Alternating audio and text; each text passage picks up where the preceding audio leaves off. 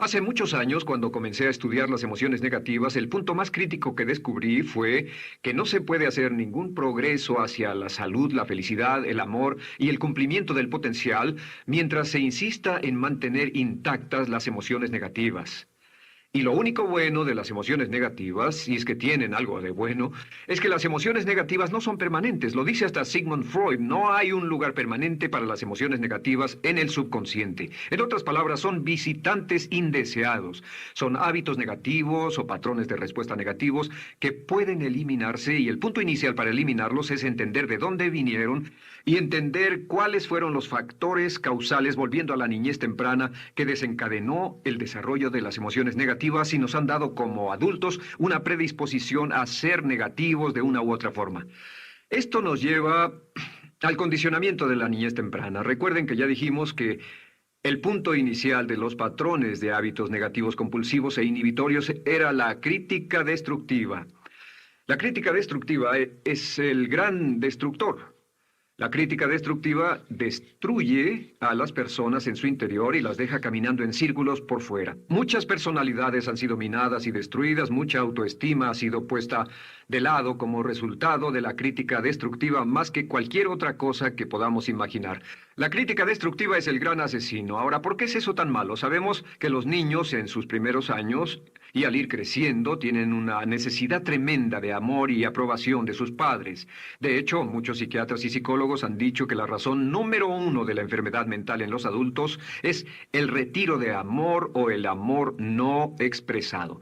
Sabemos que cualquier persona con prestigio, una persona que es importante para un niño, tiene un impacto enorme en ese niño, y los niños hasta la edad de 6 años tienen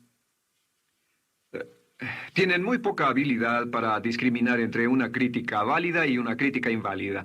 Lo que esto significa es que todo lo que diga un padre o un pariente mayor o una persona mayor, cualquier cosa que diga una persona de prestigio o una persona importante para un niño es aceptada como cierta. Es aceptada como una representación válida de la realidad. Si una madre dice eres un niño malo, o si un papá dice eres flojo, si alguien dice no eres dependiente, o si alguien dice que somos estúpidos o tontos o feos, el niño no tiene capacidad alguna para discriminar entre lo válido y lo no válido.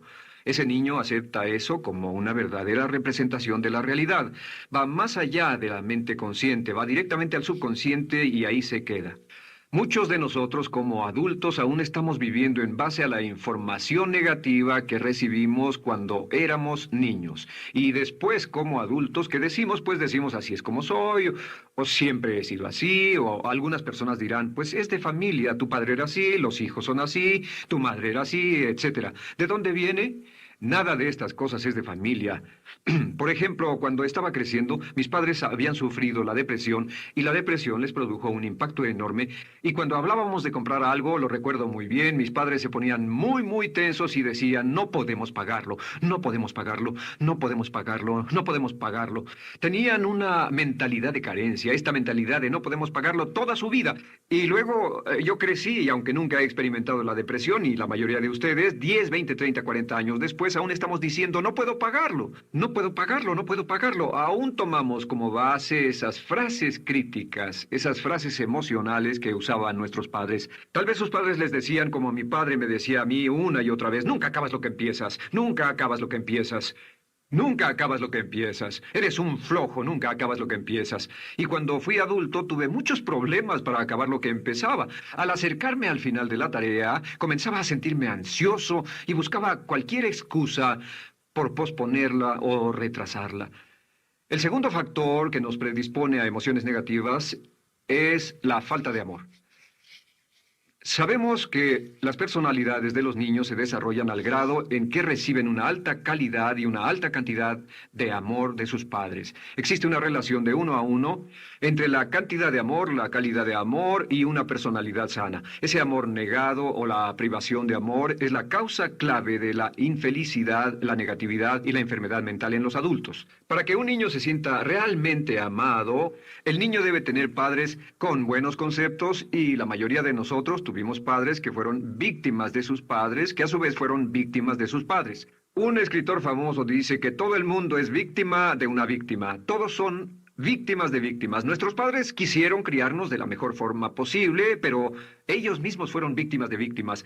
Y para que un niño se sienta realmente amado, deben existir tres condiciones. La condición número uno es: los padres deben amarse a sí mismos. Los padres deben amarse a sí mismos. Recuerden, nunca le podrán dar más amor a otros que el que sienten por sí mismos. Si no se aman a sí mismos, no pueden amar a sus hijos. Si tienen un poco de amor por sí mismos, deben difundirlo en sus hijos. Si tienen poco amor por sí mismos y es absorbido por sus esposos, entonces, a veces, aunque deseen amar a sus hijos, no tienen amor que darles. Sus padres querían amarlos y en muchos casos no tenían amor para darles. Y eso es porque nunca lo recibieron cuando crecieron. El segundo requisito es: los padres deben amarse mutuamente. Para que un niño crezca sintiendo confianza en sí mismo, crezca sintiéndose amado, a salvo y seguro, debe crecer en un ambiente donde los padres se amen. No hay nada que le dé más temor a un niño que crecer en un hogar donde los padres peleen entre sí, donde los padres no se amen, donde haya dificultades, porque el niño siempre tiene una tendencia, primero que nada, ser una víctima, pues al niño se le grita y se le vocifera, y entonces cree que la razón por la que mamá y papá pelean es su culpa. Ahora, una investigación interesante: como hay muchas familias de un solo padre, la investigación interesante muestra que cuando uno de los padres se va como resultado de una separación o un divorcio, los niños que quedan invariablemente están convencidos de que la razón por la que el otro padre se fue se debió a algo que él hizo. Y es importante que si un matrimonio o una relación va a terminar y uno se va a ir, que el padre que se quede les diga a los niños una y otra vez que la razón por la que la relación no funcionó no tuvo nada que ver con ellos. Solo tuvo que ver conmigo y con papá, conmigo y con mamá. No tiene nada que ver con el niño. El niño necesita oírlo muchas, muchas veces antes de que se sienta confiado y seguro. Y por supuesto, siempre es mejor que un niño sea criado por un padre que lo ama que por dos padres que no se aman. Una tercera condición que debe cumplirse si no quiere que exista la falta de amor es que los padres deben amar al niño. Los padres deben amar al niño. Bueno, esto parece muy obvio y muy lógico. La verdad es que, y esto es lo más difícil para usted y para mí como adultos, que ni siquiera lo pensamos, que es posible que nuestros padres no nos quisieron. No porque no lo intentaran, querían amarnos y tenían la intención de hacerlo, desde luego, etcétera, etcétera, pero simplemente como tenían conflictos mutuos y problemas sin resolver con sus padres, y sufrieron la guerra y la depresión, tenían que hacer carrera y otras responsabilidades, nunca lo lograron totalmente. ¿Entienden? Esa fue la dificultad. Lo deseaban, pero nunca lo lograron. La única forma en que puede amarse a un niño es pasando una gran cantidad y calidad de tiempo con el niño. Tiempo en gran cantidad y calidad con el niño. 10 minutos al día no bastan. Los niños se consideran valiosos según el grado en que las personas más importantes en su vida pasen tiempo con ellos. Si las personas más importantes en su vida, sus padres, solo pasan poco tiempo con ellos, los niños concluyen que la razón para ello es que tienen muchos defectos, que hay algo esencialmente malo en ellos y que por eso sus padres no pasan más tiempo con ellos. Los niños no piensan con la razón, lo hacen en forma emocional. Solo piensan: mi padre está aquí, me ama, y si no pasa tiempo conmigo, él o ella no me aman. Y si cualquiera de esas tres condiciones existió o más cuando estaba creciendo, los padres no se amaban a sí mismos o no se amaban mutuamente, o tal vez no lo amaban porque nunca lo lograron, aunque querían, entonces usted debe haber crecido en conjunción con la crítica destructiva que se llama culpa. ¿Y qué es la culpa? Pues simplemente la culpa es un sentimiento de no valer mucho. ¿De dónde sacamos este sentimiento? Lo obtenemos cuando continuamente gente importante nos critica en nuestra vida y simultáneamente no nos dan el amor que necesitamos. Sentimos que no valemos mucho o que no valemos nada. Y un sentimiento de culpa nos lleva a un sentimiento de falta de mérito, falta de valor y culpa. Y esa culpa, ese sentimiento de falta de mérito, es el mayor problema del siglo XX, la principal fuente de enfermedad mental. Es la fuente principal de los problemas en las relaciones, la fuente principal de enfermedad psicosomática, la fuente principal de la mayoría de los problemas que afectan a nuestra sociedad. Es el profundo sentimiento de culpa y falta de mérito que se expresa o se esconde en los pensamientos o en la actitud: no valgo suficiente, no valgo suficiente. No valgo suficiente. Ya hablamos de la autoestima y de lo importante que es. La autoestima significa me quiero mucho, me quiero mucho, me quiero mucho, me quiero mucho. Las personas que han sido criadas con críticas destructivas durante su vida no solo no se agradan a sí mismas, no sienten que sean lo bastante buenas para nadie, y en muchos casos están llenos de odio por sí mismos. Se odian a sí mismos, se autocondenan o se detestan. Y verán que esto sale en sus conversaciones y sale en sus relaciones con otras personas. Las personas que no se quieren a sí mismas, aunque quieran tener buenas relaciones, simplemente no son capaces de ello. Las personas que piensan que no son buenas para nada siempre lo hacen aflorar, siempre será un problema. Ahora, ¿cuál es la razón principal de la culpa? ¿De dónde viene la culpa? La culpa viene de tres fuentes negativas: padres negativos, influencias negativas o religión negativa. Una de las tres. Cualquiera de estas tres usa la culpa. De la culpa se valen y aprovechan, en especial los padres y las organizaciones religiosas, por dos razones. Una es el castigo. La culpa se usa para castigarnos. Cuando estamos creciendo, el castigar es la forma más fácil de hacer que uno se sienta mal. Nuestros padres nos hacen sentir mal castigándonos físicamente o sermoneándonos o regañándonos. Y el castigo es una forma muy eficaz de irnos conformando o de conseguir que hagamos lo que los demás quieren. La segunda razón por la que se usa la culpa cuando se practica en forma consciente, y algunas organizaciones la practican así, es para tener más control emocional en especial, porque se puede controlar a una persona emocionalmente con culpa y manipular su comportamiento. Hay muchas organizaciones que usan la culpa como una herramienta de control y manipulación. Si puede controlar a las personas con suficiente fuerza y en forma emocional, puede conseguir su dinero, puede conseguir su tiempo, puede conseguir su compromiso, demandar sus recursos, etc. Muchas organizaciones usan la culpa para aplicar un castigo. Muchas organizaciones de caridad que se anuncian por televisión, en especial las de causas benéficas que involucran a niños o a personas incapacitadas, usan un sentimiento de culpa. A usted le va tan bien que debe sentirse culpable por estas personas que sufren. O envíenos algo de dinero y eso se encargará de su culpa por un momento hasta que lo incluyamos en nuestra lista de correo, etcétera. Y la culpa es un estándar. ¿Por qué se usa tan comúnmente? Pues primero que nada porque casi todos nosotros la tenemos en mayor o menor grado. Y número dos, es fácil. La culpa es fácil. ¿Por qué nuestros padres la usan con nosotros? ¿Por qué nuestras madres la usan con nosotros? Nuestras madres pueden controlarnos con la culpa en un cuarto repleto. Nuestra madre puede controlarnos a miles de kilómetros por teléfono. Los padres usan la culpa en sus hijos porque sus padres usaban la culpa en ellos y así sucesivamente. Es lo más fácil. No existe un esfuerzo físico. Puede hacerse con una mirada o de reojo o una palabra. Ya sabe que las personas siempre buscan lo más fácil. Esté alerta. Ustedes han sido criados en un ambiente donde se les ha hecho sentir culpa y casi todos lo vivimos. Debemos entender que la culpa es como una letrina o bacterias emocionales negativas que se colocan en la raíz de su psique o su subconsciente y activan todas las demás emociones negativas: furia, odio, envidia, resentimiento, frustración y duda, temor, etcétera. Las crea y las activa a todas. Y la forma para, en realidad, deshacerse del centro es exorcizarlo, extirparlo. Y es lo que vamos a hacer el resto de esta sesión. Primero, ¿cómo podemos saber si nos criaron con sentimientos de culpa? Bien, a esto le llamamos la manifestación adulta de la culpa. Manifestación adulta de la culpa. Puede saber, probándose a sí mismo, cuánto de esto tiene. Número uno, la manifestación adulta de la culpa es que tiene sentimientos de inferioridad, sentimientos de inadaptabilidad y de no merecer las cosas. No siente que merezca que le pasen cosas buenas.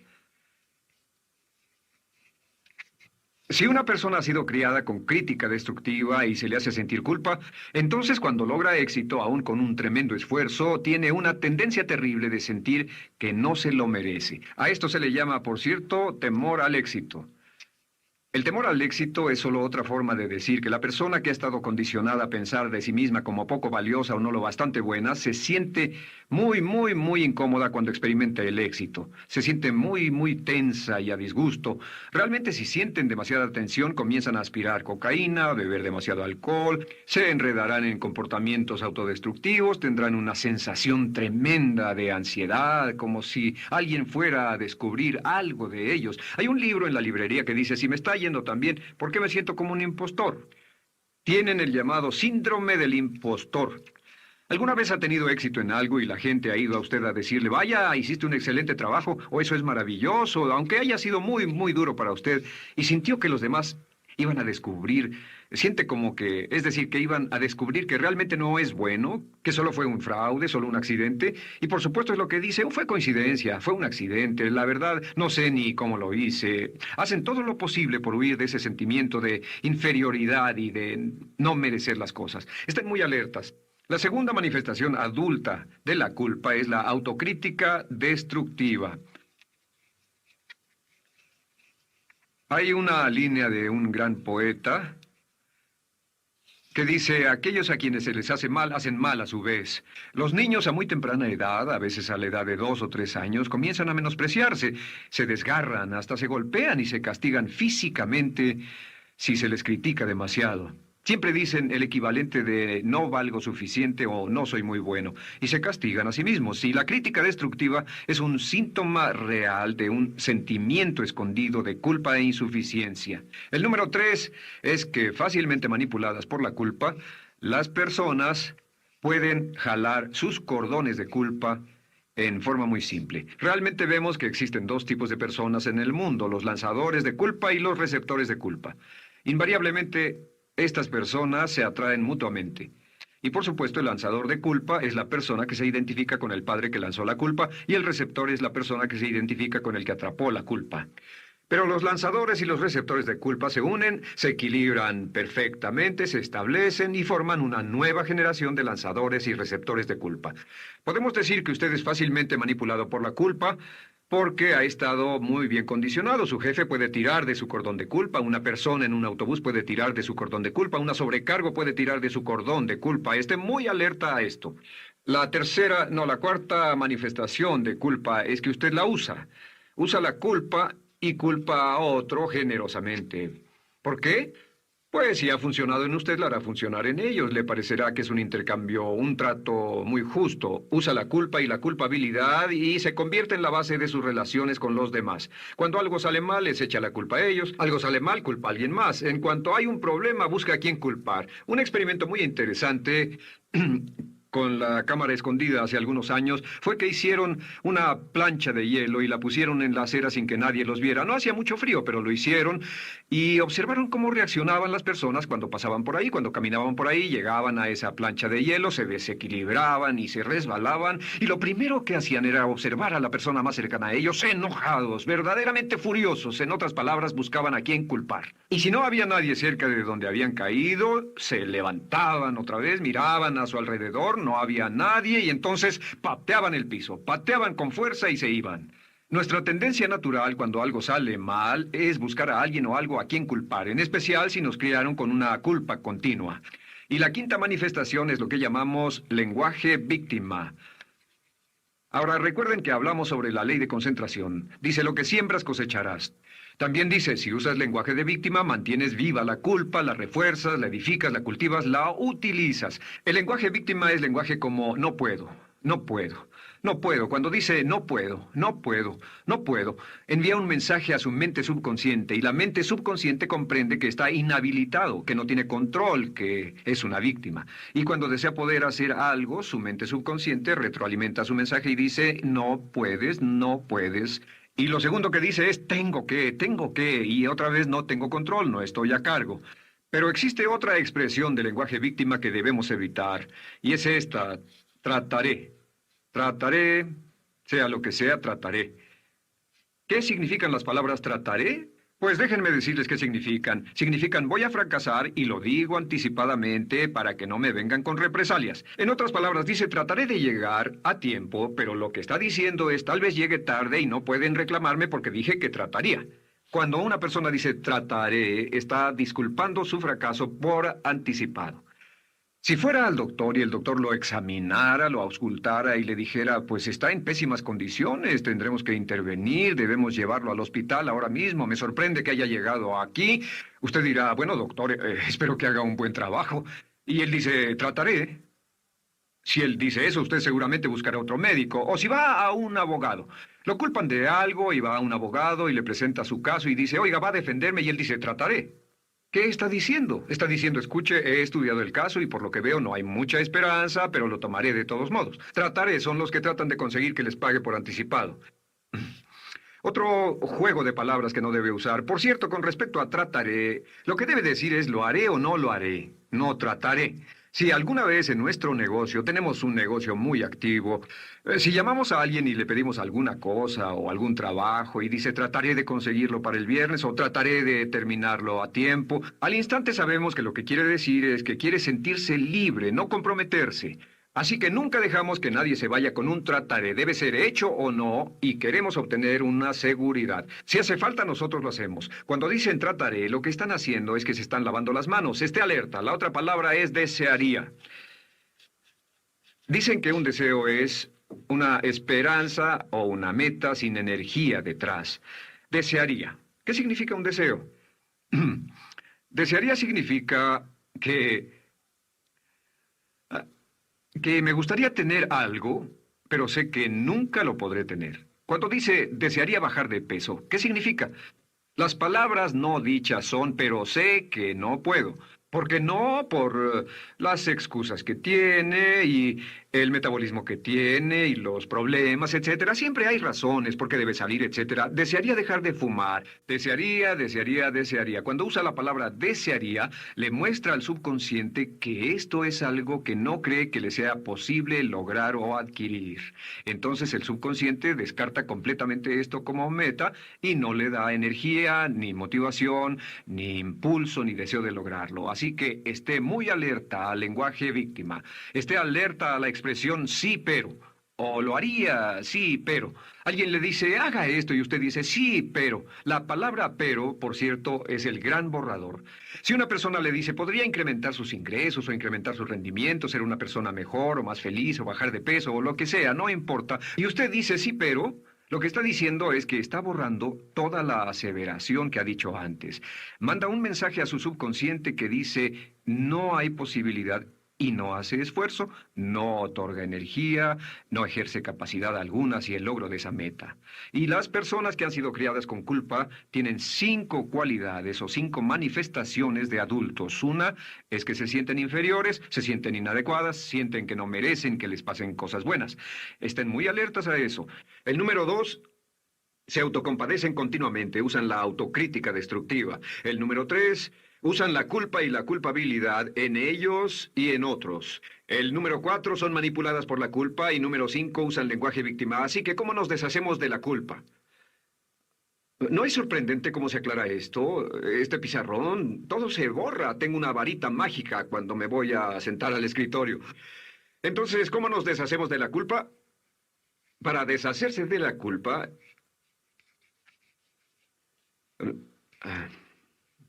Este es el proceso. Tiene algunos pasos importantes. Número 1, el primero de la lista, elimine la autocrítica. Elimine la crítica autodestructiva.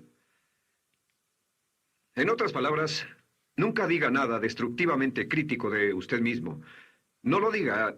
Esta es la regla básica. El subconsciente acepta lo que diga usted como cierto, como un mandato. Así que no diga nada de sí mismo que no desee sinceramente que sea cierto.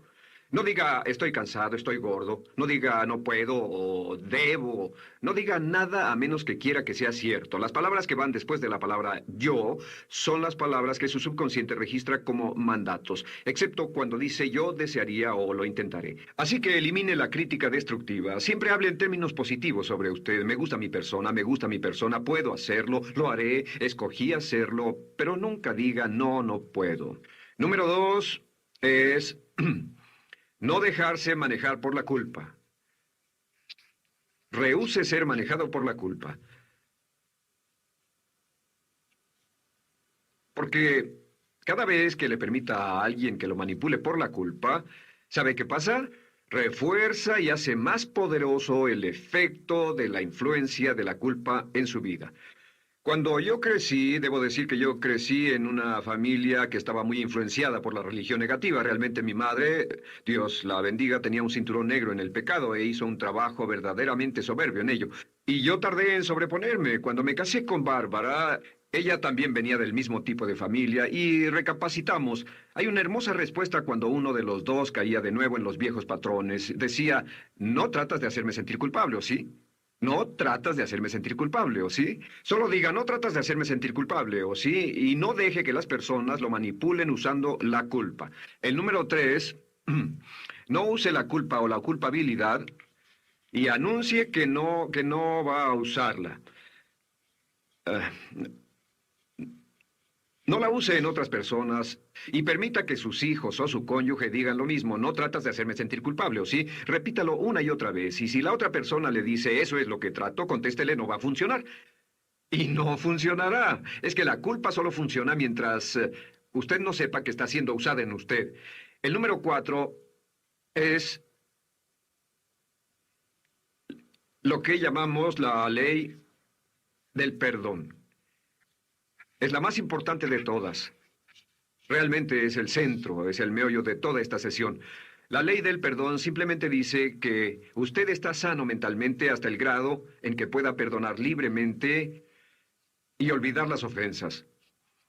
Que su habilidad para perdonar a los demás es la clave que determina su felicidad y su éxito en la vida.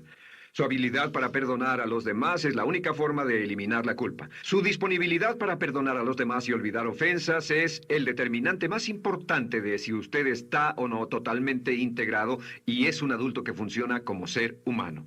Porque la tendencia de culpar y de guardar rencores es una tendencia patológica infantil que la poseen todas las personas que están enfermas mentalmente. La habilidad para olvidar, para perdonar libremente, es la marca del ser humano realmente iluminado. Ahora, acepte eso como real. Hay 4 personas a las que debe perdonar. Número 1, perdone a sus padres. Perdone a sus padres por todo lo que le hayan hecho para herirlo. La mayoría de nuestras investigaciones muestran que casi todos nuestros problemas como adultos se remontan a no estar dispuestos o no poder perdonar a nuestros padres por algo que hicieron que nos hirió. Perdónelos un 100%, escríbales, llámeles por teléfono, dígales, o cuando menos perdónelos en su corazón, pero perdone a sus padres. Número 2, perdone a los otros. Perdone a todos los demás. Perdone a todos los que lo hayan herido de algún modo, por cualquier cosa, y déjelo así. Ahora, hay muchos que dicen no puedo perdonar a esa persona por lo terrible que me hizo, pero recuerde esto, el perdón es perfectamente egoísta. El perdón no tiene nada que ver con la otra persona, solo tiene que ver con su paz mental y con su propia integridad mental. Número 3, perdónese a sí mismo.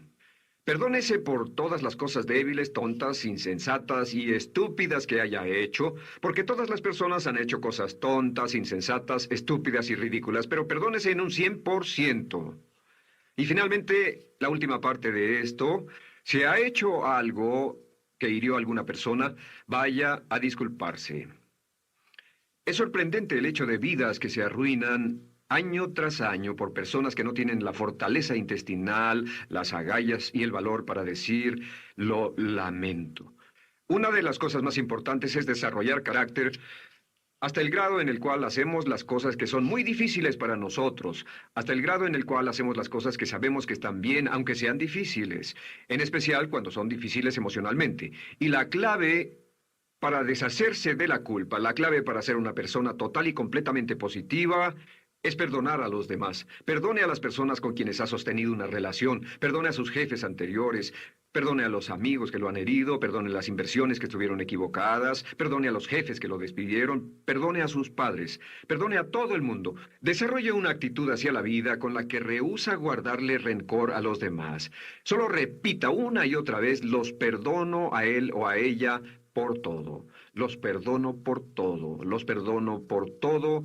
Y eso es todo. La clave para librarse de las emociones negativas es rehusarse totalmente a continuar con cualquier situación negativa. No olvide que es un acto muy egoísta y será tan egoísta como usted quiera. El acto del perdón lo libera y libera a la otra persona y le garantiza que se moverá rápidamente hacia el cumplimiento de su potencial. Para tener éxito, una mujer debe ser mejor en su trabajo que un hombre. Golda. Continuando con el tema de...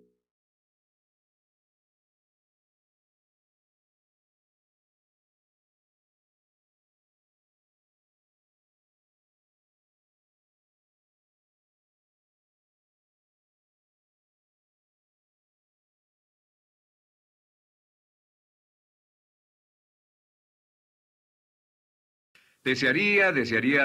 Cuando usa la palabra desearía, le muestra al subconsciente que esto es algo que no cree que le sea posible lograr o adquirir. Entonces el subconsciente descarta completamente esto como meta y no le da energía, ni motivación, ni impulso, ni deseo de lograrlo. Así que esté muy alerta al lenguaje víctima. Esté alerta a la expresión sí, pero. O lo haría, sí, pero. Alguien le dice, haga esto, y usted dice, sí, pero. La palabra pero, por cierto, es el gran borrador. Si una persona le dice, podría incrementar sus ingresos o incrementar su rendimiento, ser una persona mejor o más feliz o bajar de peso o lo que sea, no importa. Y usted dice, sí, pero. Lo que está diciendo es que está borrando toda la aseveración que ha dicho antes. Manda un mensaje a su subconsciente que dice, no hay posibilidad. Y no hace esfuerzo, no otorga energía, no ejerce capacidad alguna hacia el logro de esa meta. Y las personas que han sido criadas con culpa tienen 5 cualidades o 5 manifestaciones de adultos. Una es que se sienten inferiores, se sienten inadecuadas, sienten que no merecen que les pasen cosas buenas. Estén muy alertas a eso. El número 2... se autocompadecen continuamente, usan la autocrítica destructiva. El número 3... usan la culpa y la culpabilidad en ellos y en otros. El número 4, son manipuladas por la culpa. Y número 5, usan lenguaje víctima. Así que, ¿cómo nos deshacemos de la culpa? ¿No es sorprendente cómo se aclara esto? Este pizarrón, todo se borra. Tengo una varita mágica cuando me voy a sentar al escritorio. Entonces, ¿cómo nos deshacemos de la culpa? Para deshacerse de la culpa...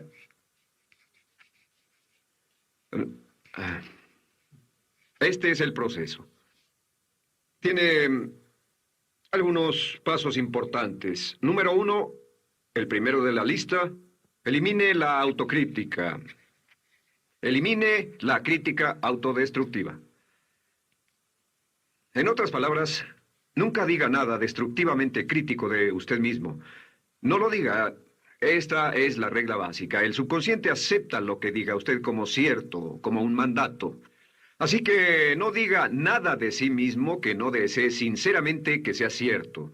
No diga, estoy cansado, estoy gordo. No diga, no puedo o debo. No diga nada a menos que quiera que sea cierto. Las palabras que van después de la palabra yo son las palabras que su subconsciente registra como mandatos, excepto cuando dice yo desearía o lo intentaré. Así que elimine la crítica destructiva. Siempre hable en términos positivos sobre usted. Me gusta mi persona, puedo hacerlo, lo haré, escogí hacerlo, pero nunca diga no, no puedo. Número 2 es... no dejarse manejar por la culpa. Rehúse ser manejado por la culpa.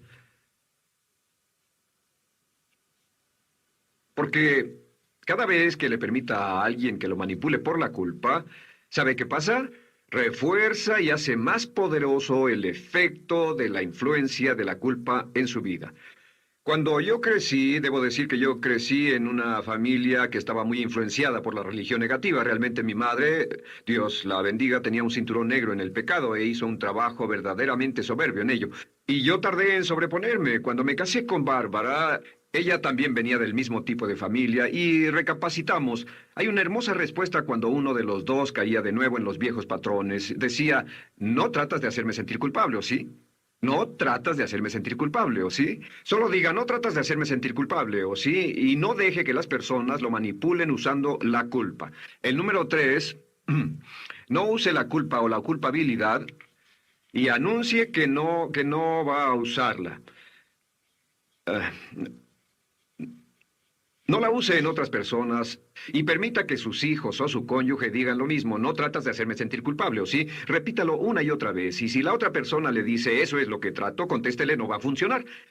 Y no funcionará. Es que la culpa solo funciona mientras usted no sepa que está siendo usada en usted. El número 4 es lo que llamamos la ley del perdón. Es la más importante de todas.